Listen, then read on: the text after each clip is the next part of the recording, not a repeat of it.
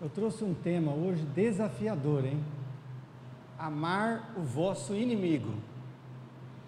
Quem aqui não tem inimigo? Levante a mão. Eu quero dizer o seguinte: você pode ter alguém que pensa diferente que você. Você pode ter alguém que tenha ideias diferentes, religiões diferentes, raça diferente, até que conviva dentro do seu lar e pense completamente diferente do que você está pensando. Essa pessoa não é o seu inimigo. Ela é uma pessoa que pensa diferente de você. Mas o tema mais sério para a gente pensar em termos de inimigo é quando você pensa naquele seu não afim, aquele irmão que não tem a sintonia que você tem, que não precisa expressar nada, que basta estar próximo ou pensar na pessoa que você já sente algum mal-estar, parece que fica pesado. É questão vibratória. E é muito fácil a gente gostar de quem gosta da gente. Isso é fácil. O mérito maior, a glória maior é, mesmo se não gostar, mesmo que ainda não amar, a gente poder ter um bom relacionamento com o nosso inimigo. Então, quem que é nosso inimigo, afinal? Quem que é o nosso inimigo? Que Jesus nos deu o seguinte desafio: amai o vosso inimigo. Quem que é o nosso maior inimigo? Alguém comentou aí: somos nós mesmos. Somos nós, nosso maior inimigo. O homem é lobo do homem. Nosso maior inimigo somos nós mesmos. Nós não somos esse corpo, nós somos uma consciência que habita esse corpo, habita temporariamente esse corpo. E antes dessa consciência receber esse corpo, na sua proposta reencarnatória, nós combinamos lá no plano espiritual que alguns desafios que nós iríamos passar aqui, em situações, alguns desafios com pessoas, que essa reencarnação ia ser diferente. Nós prometemos isso para nós mesmos, porque a consciência, a maior dor, é a dor da consciência, a dor moral. Quando desencarnamos, tem a dor física? Não tem dor física. Eu não habito mais esse corpo, logo que eu desencarno. Mas a maior dor, acima da dor física, é a dor moral, a consciência pesada. E aqui nós, na condição de encarnados, temos toda uma situação ideal, apesar que a gente reclama muito, é uma situação ideal, planejada, para que possamos ganhar esta existência. O que significa ganhar essa existência? Nos esforçar para domar a nós mesmos rumo ao nosso progresso espiritual. Quem que entende a frase que fora da caridade não há salvação? Você quer maior caridade que amar o inimigo? Então a glória está aí, o desafio está aí. Não há salvação do quê? Salvação de você ir para as chamas eternas do fogo do inferno? Não, já foi retirado esse véu de ignorância. Nós não temos mais esse pensamento. Nós já temos o conhecimento que o Espírito vai se tornar perfeito, vai se tornar luz, e que nós habitaremos os mundos felizes. Há muitas moradas na casa do Pai. E a situação que nós estamos passando aqui, nós nos comprometemos a praticar a caridade, que é o caminho para a nossa felicidade, para o encurtamento do sofrimento desnecessário que nós criamos. Então, amar o inimigo, primeiro, amar a si mesmo. Mas como é que eu vou amar a mim mesmo? Não tem hora que você não está bem com você mesmo, você tem que fazer um auto-resgate. Você não está bem com você mesmo, porque possivelmente está se culpando de alguma coisa. A consciência é reguladora do nosso estado emocional, de acordo com nossos atos, de acordo com nossos pensamentos. Então, se a gente não está bem com nós mesmos, começamos a amar a nós mesmos. Como que você pode estar passando por uma dor e vem alguém querer conversar com você, você ser simpático, legal, amoroso com a pessoa, se você estiver passando por uma dor? Então nós temos que eliminar primeiro essa dor, esse inimigo nosso. Quem que é o maior inimigo nosso? o que nos faz nos tornar inimigos de nós mesmos? Orgulho. Orgulho. O orgulho é uma tremenda de uma ilusão, e uma tremenda de uma situação que nós já passamos em várias reencarnações passadas. Nós sustentamos esse orgulho, que chega uma hora que ele fica insustentável, que você percebe que ele está ligado totalmente às ilusões da matéria. À medida que nós nos descortinamos da matéria, à medida que nós entendemos a lei do amor, nós vamos entender e ter consciência do todo. Se eu tenho consciência do todo, eu não quero ter inimigo. Por quê? O todo, o fluido cósmico universal, nós estamos inseridos nesse fluido. Nós temos um Pai em comum, um Criador, Deus. Então aquele que você às vezes entende como inimigo, queira ou não, é quem seu? Irmão. Então, se nós somos irmãos, porque somos filhos do mesmo Pai, por que eu vou ter inimigo? É como se cada um de nós fosse uma célula de um corpo. Imagine que cada um de nós é uma célula de um corpo. Você vai querer alguma célula doente no seu corpo? Você vai querer que todas as células do seu corpo estejam saudáveis, iluminadas, fortalecidas. É assim que devemos pensar. Então nós devemos pensar e querer e fazer a nossa parte em relação ao outro, de querer que ele esteja iluminado, que saia da ignorância em relação à maior lei divina, que é a lei do amor, saia de toda e qualquer ignorância, que a pessoa passa a conhecer a si mesmo. Eu quero que o outro conheça a si mesmo, para que ele possa se perdoar de desvios, erros do passado, para que ele possa ter mais esperança no futuro. E assim, num ambiente de fraternidade universal, todas as células do corpo saudáveis, esse corpo está saudável. Então, meu corpo está saudável, porque cada célula do meu corpo está saudável. Então, nós fazemos parte desse todo, entende? Então, começa por aí. Agora, amar o inimigo também, existe um interesse nosso em amar o inimigo. Porque pensa, se existe a lei divina de ação e reação, causa e efeito, se tudo que eu desejo para o outro, eu estou desejando para mim também, tudo que faço com o outro, acontecerá comigo também, que é uma lei divina. Se eu amar, eu vou receber amor. Se eu perdoar, eu serei perdoado. Será na mesma medida que eu serei julgado. Então, nada mais inteligente, estou nem falando em religião, estou falando em inteligência. Você, primeira coisa, amar o outro, independente da sua diferença que tenhamos com o outro, simplesmente porque se eu não amar o outro, automaticamente a minha consciência vai ficar pesada. Se não está, ficará. E se eu tenho uma lei de causa e efeito, se eu quero bem para mim, eu quero bem para o outro. É que a gente ainda não está tão fácil e não está tão automático ainda a gente perdoar. Porque lembra quando Pedro pergunta a Jesus: Jesus, deveremos perdoar 7 vezes? O que Jesus respondeu? Não, 70 vezes 7 vezes. Imagine se você ficar perdoando 70 vezes 7 vezes, chega uma hora que você não precisa perdoar mais, concorda comigo? Você aprendeu a não se ofender. Hoje nós podemos traduzir mais esses 70 vezes 7 vezes. Você perdoa, aí vem alguém e te ofende. Você perdoa, alguém te ofende. Você persiste na paciência e na resignação e na caridade para com o próximo, recebe outra ofensa, até que o outro te ofende, você não se sente ofendido. Você não se sente ofendido. Eu li uma vez uma história bem interessante, diz que um casal estava andando pelas ruas do Japão e a moça carregando uma bolsa, um casal de namorados. Aí passou um senhor que não os conhecia e disse: moça, o zíper da sua bolsa está aberto.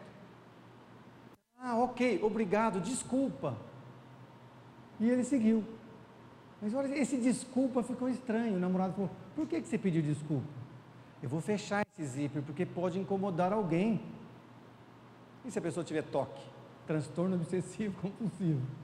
Então ela falou assim: ó, desculpa que o meu zíper está aberto, eu vou fechar. Está te incomodando. Muitas vezes nós ficamos incomodados por pequenas coisas. À medida que nós vamos deixando esse peso do ego, do orgulho, essa ilusão, e nós vamos nos tornando mais leve, vamos enxergando mais à frente e mais acima, mais espírito na sua essência do que espírito no peso da matéria, com as ilusões da matéria. Quanto mais nós nos descortinamos a nossa ignorância com relação a nós mesmos, ao outro e ao nosso Deus de infinita misericórdia, eterno amor e leis soberanamente sábias, mas eu não me preocupo com o que o outro pensa, eu vou ser eu, integral, é o nosso desafio. Então, na verdade, esse inimigo aí, quando amar o inimigo, há um interesse nosso também, não é assim, eu sou bonzinho, por pior que me façam, eu estou sempre perdoando, não é essa a proposta. Eu não tenho inimigo, porque para mim não é interessante ter inimigo, porque para mim, se eu tenho inimigo, eu tenho que mudar o meu orgulho. O orgulhoso tem inimigo. Se eu tenho inimigo, eu não conheço direito a mim mesmo. Eu estou precisando melhorar a minha empatia, me colocar no lugar do outro. Eu estou sendo egoísta, eu estou pensando só em mim. Então ninguém ganha tendo inimigos. E pensar diferente, ter ideias diferentes, é muito bom. Querer do nosso jeito e ser o dono da verdade é muito problema. É peso. Tem que ser do meu jeito. Tem que ser o que eu acho, o que eu penso. Se você coloca um tema num grupo de pessoas, vamos pôr 5, 10 pessoas, cada um vai enxergar a sua verdade, cada um vai enxergar aquele tema de forma diferente, mas todos têm razão, e cada um está olhando segundo a sua experiência. O que a gente não pode fazer, não deve, é impor, impor que a minha religião é melhor que a do outro, impor que o meu time é melhor que o do outro, essas coisas que a gente ainda está se pegando. E existe toda uma programação reencarnatória para ganharmos essa existência. Se não estamos ganhando, é porque esforço nos falta, mínimo esforço, para entender de uma forma do todo, uma forma mais ampla, como eu disse anteriormente, agora há pouco. Oferecer a outra face, quando você leva um tapa numa face, oferecer a outra, como disse Jesus, não é aguentar tudo, não é essa a questão. É não revidar, é não se vingar. Você pode se afastar, desde que existe você, existe o outro. Houve um conflito, você ama e se afasta. Enquanto você não conseguir resolver essa diversidade, essa tempestade, esse conflito, você ama e se afasta. Ah, mas se eu me afastar e o outro ficar com raiva de mim? Você fez sua parte. Eu não posso mudar o outro, eu tenho que mudar a mim mesmo. Então, se eu perdoei o outro, quem está leve? Quem está bem? E consciência está legal? A nossa. Eu vou perdoar, vou amar, e se eu ainda não consigo conviver, vou me afastar. Eu sei que isso é temporário, porque se continuar essa rivalidade, na próxima reencarnação, ou nessa mesma ainda, haverá uma ocasião, toda programada pela espiritualidade, dos dois indivíduos, as duas criaturas, os dois irmãos, que são degladiadores, se encontrarem novamente, numa nova proposta, em toda a situação preparada, para a gente perdoar, para a gente amar, para a gente se entender, para a gente tirar essa pedreira, essa carcaça que tem na gente, e buscar essa essência interior, que é a essência da centelha divina que foi colocada na gente, em cada um de nós, que é o amor. Não tem como. Vai ser agora ou vai ser mais tarde. está tudo pronto, nós somos espíritos criados para a felicidade. A felicidade completa e os mundos felizes já existem, está tudo pronto. Porque é assim, né? Eu vou ser o que eu sou por até onde dá para aguentar, até que Deus faça o céu, porque não está pronto ainda. A hora que eu ver que o céu está pronto, aí eu me apronto para ele. Tem gente que pensa assim. Se nós estamos passando ainda por um planeta de provas, expiações, rumo ao planeta de regeneração, já tem planetas mais evoluídos, já tem moradas na casa do Pai, já existe o céu, já existem os anjos, a luz. E eu, do átomo até o anjo, me encontro numa situação tal que eu posso modificar sofrimentos desnecessários que eu ainda carrego por causa do meu orgulho. Então, desde já, pelo meu esforço, eu vou me modificar. Kardec pergunta para os espíritos: como que você reconhece um verdadeiro cristão espírita? Como se reconhece? Pela sua transformação moral e pelos seus esforços que empregam para domar suas más inclinações. Quais são as nossas más inclinações? Inveja, orgulho, egoísmo, vícios, etc. Quanto mais nós domamos esse touro bravo, que é o nosso lado reptiliano, nosso cérebro reptiliano, não o neocórtex, mas nosso cérebro animal, que reage a instinto, não age, reage, diferente. Agir, reagir, nada de reagir. Eu vou reagir na situação com planejamento para o meu melhor progresso espiritual. Reagir de bate-pronto, nós somos muito assim de reação, é porque ainda no nosso íntimo nós carregamos alguma incerteza, alguma ira, um orgulho ainda carregado, que por mais que essa casca aparenta estar feliz, tranquilo, desde que não seja insultado, o teste é esse, né? A hora que é insultado, a pessoa fala: eu reagi de bate-pronto, mas não sou assim. Você é assim. Apenas não tinha aparecido a situação. Afinal, você não é eternamente assim.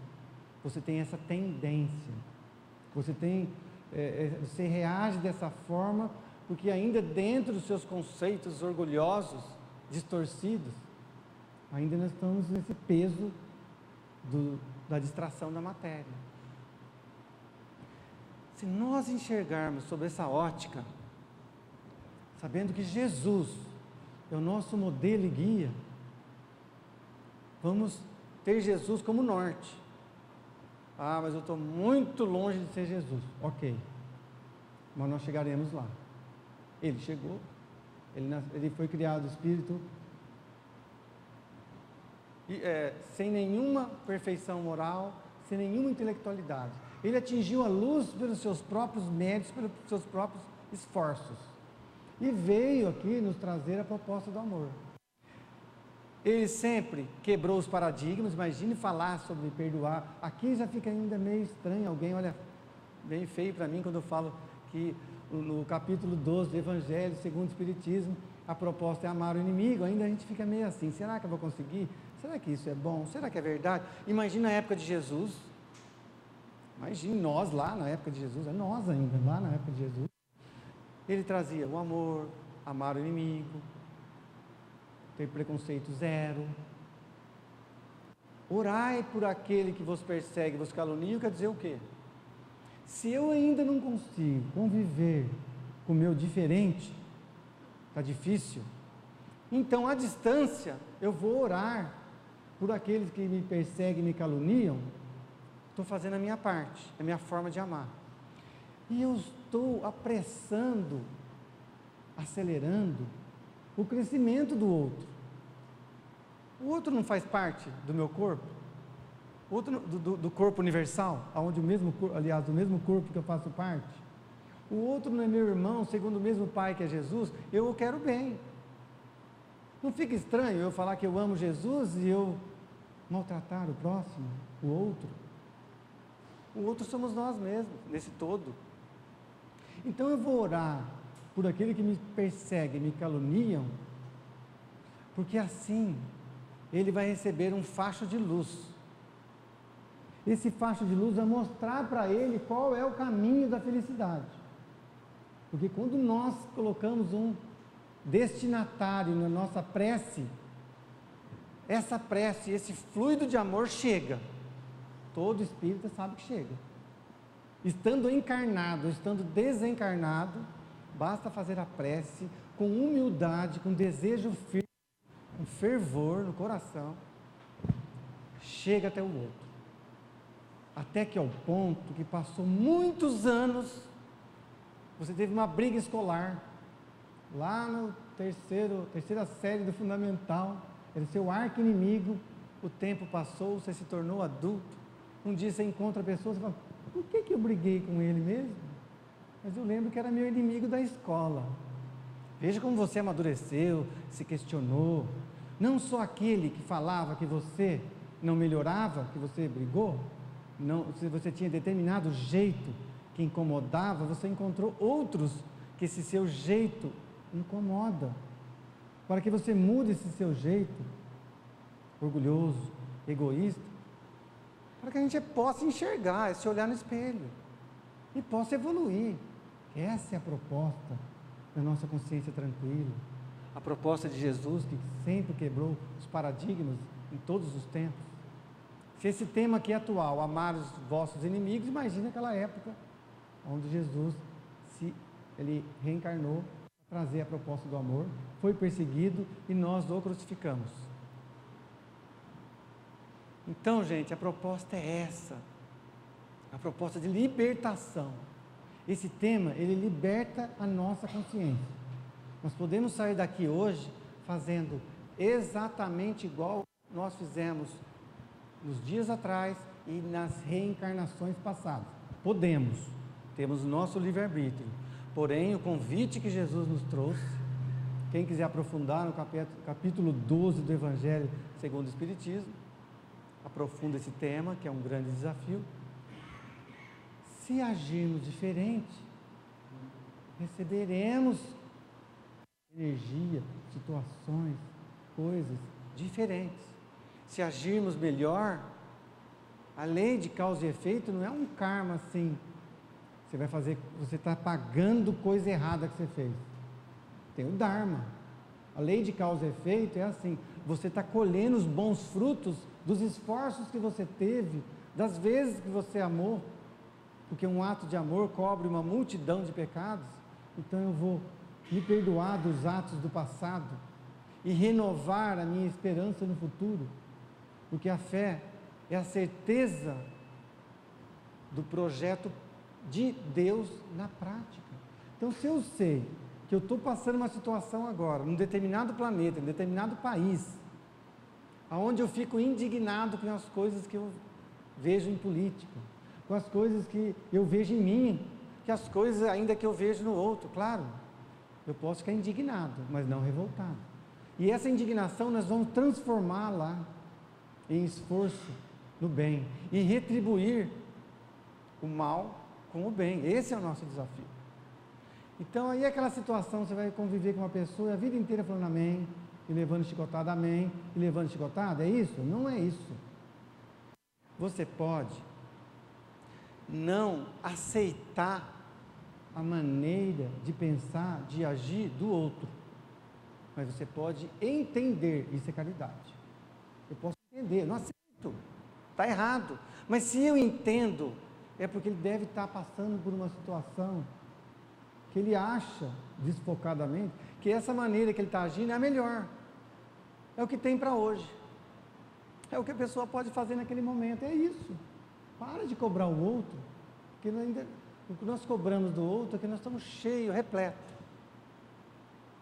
Eu não suporto o que fulano faz, eu não suporto o que fulano fala. Você não suporta porque você está cheio disso, e como não fica bem para você, te pesa, você projeta no outro. Isso é psicologia prática. Então, quando eu começo a entender o outro, que ele está num determinado momento, nem acima nem abaixo, ele está num momento diferente do meu momento, e eu estou em outro momento, nem acima nem abaixo, estou em outro momento, estou enxergando de maneira diferente, eu posso entender e estar pronto para o perdão. Perdoar é se libertar. E lembra que eu disse no começo, vamos perdoar primeiro a nós mesmos. Vamos fazer esse exame de consciência, nos renovar através da prece.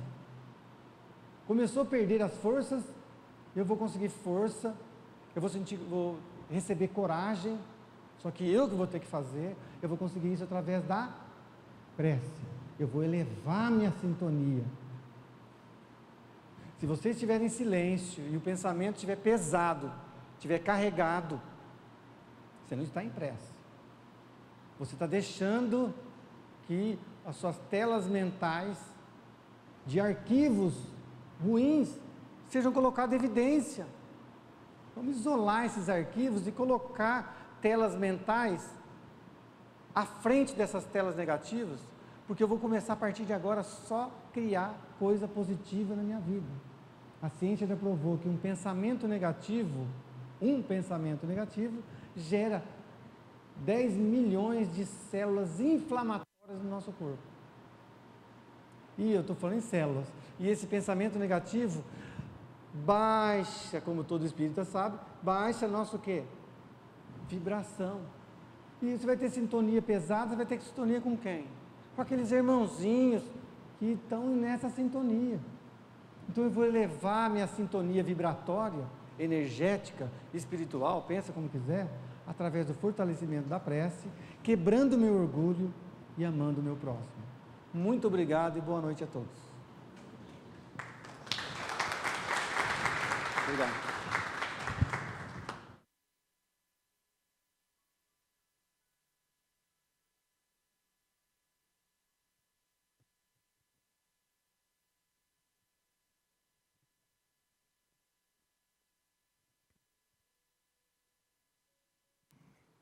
Quero agradecer ao Marcos pela brilhante explanação. Em tão pouco tempo conseguiu passar uma mensagem valiosíssima para todos nós. Muito obrigado, viu, Marcos, mais uma vez. Vamos então continuar nessa sintonia, nesse silêncio, buscando as vibrações positivas, aquelas energias que nos fortalecem, para passarmos a segunda parte dos nossos trabalhos, que são os passes. Após os passes, eu convido a todos que retornem ao salão, para juntos então fazermos a prece de encerramento.